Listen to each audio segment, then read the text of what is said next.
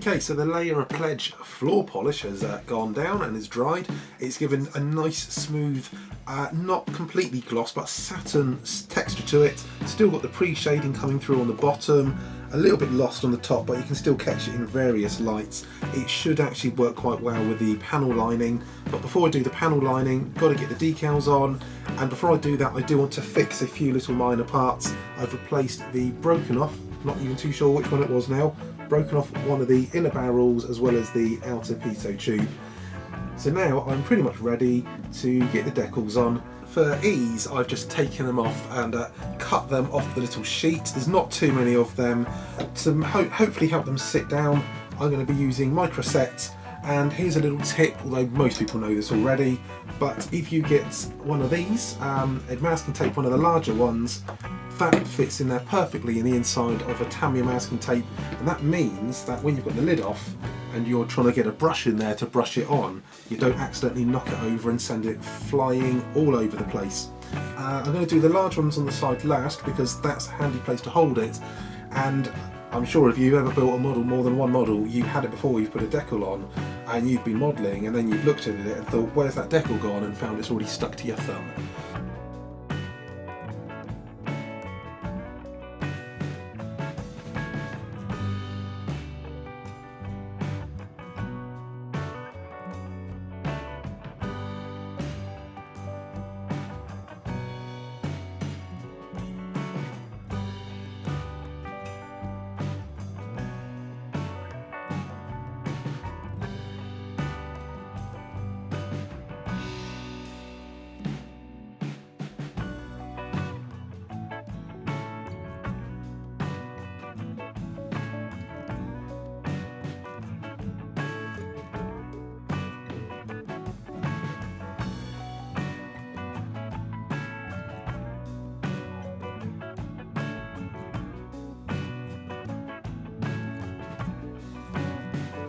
Just making sure that the crosses actually go in line with the actual airflow, the way the paint's pointing. If you see silvering with decals, it actually means that the water's got underneath there. There's different ways we can get around that, is by using the micro seal afterwards to try to break the seal down, but it's just easier and much better if you can actually prevent that from happening in the first place.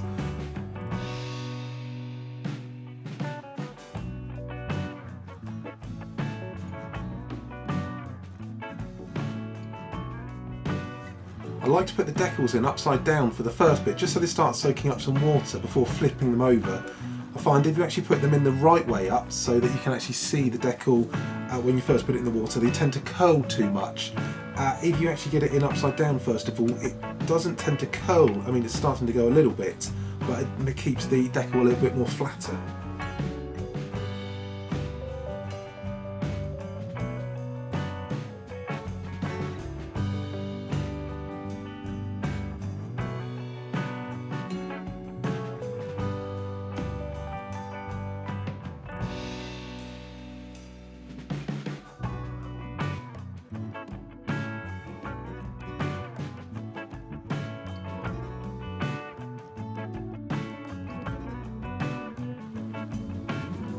When putting these on, it's always a good idea to cross-reference the panel lines with the actual model itself and checking the decals. For example, this one here I'm just putting on, I just noticed that 6 is exactly in line with the panel line that comes down just around the rear of the canopies.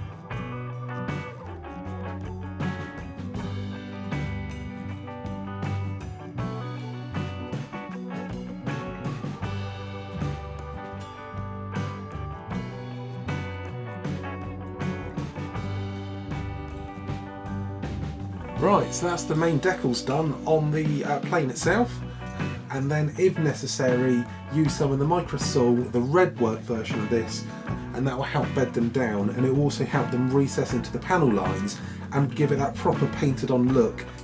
Now the method's going to be is to use a little blob of this and put it in the panel lines. The idea being, I've used acrylic paint, I've then sealed it with the Pledge on top of it, and that should mean that by putting an enamel wash on top, the capillary action should then pull it around, highlighting the panel lines. And hopefully, if the theory's right, I take a little bit of it and I just dab it in there, and hopefully That's not really working as I'd hoped.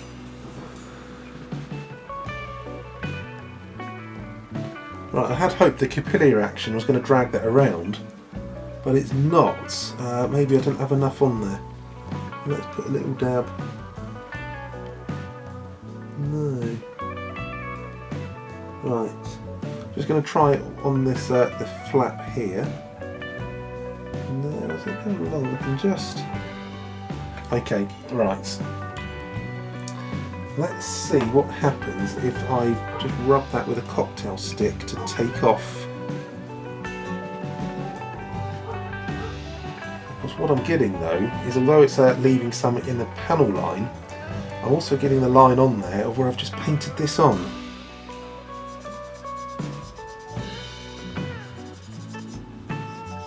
And if I rub it to take that off, then I'm taking it back out the panel line.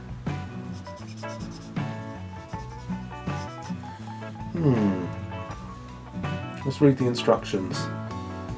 Okay, now I don't know if I've done this right. I painted it along the panel lines and then using a cotton bud just went on and tried to wipe it off. Ended up finding going circular motions was better, because if you go along then it was actually taking it out of the panel lines, but essentially just trying to smear it around, it broke up the actual line that I put on, left it in the panel lines and the rivets and the recesses, but at the same time has given a bit of a dirtying, weathering look to it as well, which I was going to be doing with oils, but this is just, I'll have to try it all. But I've just done the one wing for now and the other wing, and I think that's starting to pop out a little bit more than it is on that side.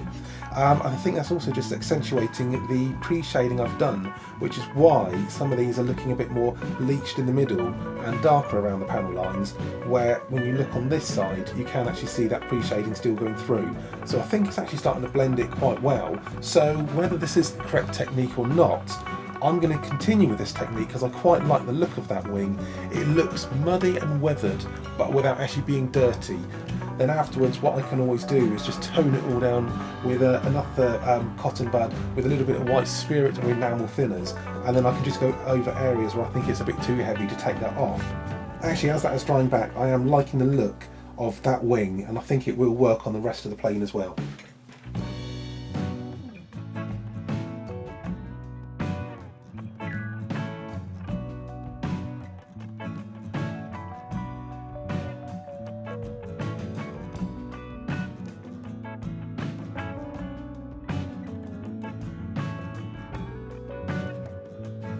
Yes, I think that's actually toned it down quite nicely actually. It's still got that panel line shading, the pre-shading coming through a little, but actually this is really starting to blend it together. It's giving it that dirty look, the worn look, but not necessarily a sort of dirty, grimy look. And although I'm going over the panel lines, I'm trying to then rub it over the middle of the panels as well, just to try to carry some of it over, to spread it around so you don't just have a grimy line around the edge and then a perfectly clean centre of a panel. I'm just using quite a mucky cotton bud just to rub it over the whole of the panel, and I think that's just helping tie it all in. So I'll carry on and do the rest of this now, and then I think it'll be a case of leaving it just to dry, because I'm finding when it is drying it is losing a bit of the sheen. In fact, that's more satin than what it was just now. That's now been left overnight to dry, and I think the white spirit in the enamel wash has now dried off nicely. So now it's time to do some final weathering. But before I do that, I just want to get these last bits on there and then put the final weathering on, and that will make sure it should all tie up together, and then I think it's going to be finished. I just needed to double check, because where I've actually removed them from the sprue, I wasn't too sure which was the port and which was the starboard landing gear, so I wanted to make sure that they do both inwards and not outwards like a Spitfire. Right, so I think I've pretty much got this done. I just want to do the final bit of weathering, and for that I'm going to be using some oil paint. This is some Burnt Umber, it's by Darla Rowney, and what I've done is popped yesterday a bit of it on a bit of toilet roll. The reason I've done that is you probably can see some of the oils coming out of it, so it's actually making more concentrated solution, and that'll make it dry quicker. But to agitate it, I'm going to be using a bit of white spirit. So I've just popped a little bit in a little tray here. I think everything's all on there now, so it's just going to be a case of just very finely just putting those last bits on. For example, the landing gear wasn't on when I did the panel line wash, so those bits are just looking a little bit too clean. So this is a good opportunity just to very delicately dirty those up and just add a little bit more weathering to the landing gear, possibly a bit on the underside, but similarly use the white spirit to take off any of the panel line wash that started to dirty it up in the areas that I don't want it to get to.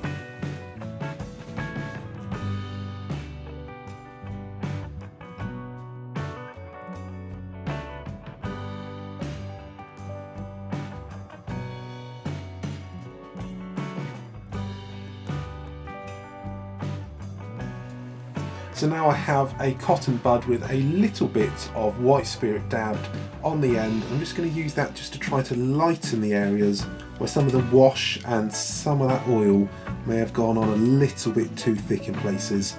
And that includes the panel line wash from yesterday.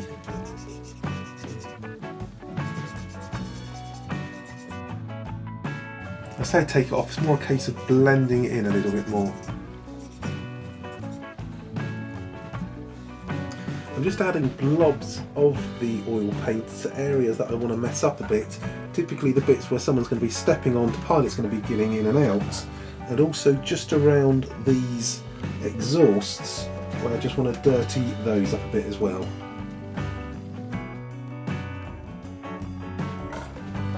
And now I've put the blobs on, I can now just use the brush to effectively take it back off again. But it will just leave it localised in those areas, so that's kind of a bit thick.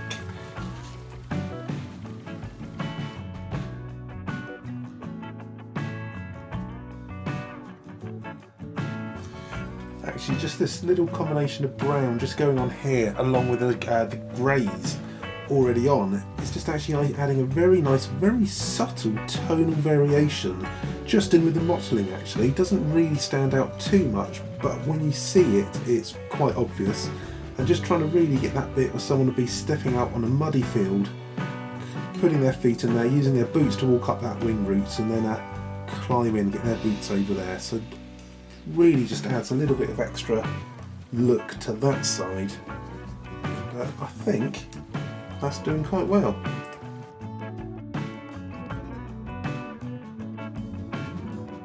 So that now completes my build of Airfix's 1/72 Focke-Wulf FW190A-8, and the main colours I was using for the painting were the Vallejo Model Wear Luftwaffe colours 1941 to the end of war. I'm really pleased with how it's gone. It's a nice little kit, there's some great panel line detail on there, and that panel line wash really has brought it out, especially along the sides and on the bottom of the model. There's some good detail for a 70-second kit. But so far I think it went really well, nice decals going on there, and with the airbrush I think the mottling effect really works nicely on there, and just using some of the oils just to bring out the weathering details as well. So I'm really pleased with that. Let me know your thoughts. Hope you enjoyed the build. Make sure you subscribe so you can see how I get on with other models. If you've got any advice yourself or any tips or anything you want to see me build, please let me know.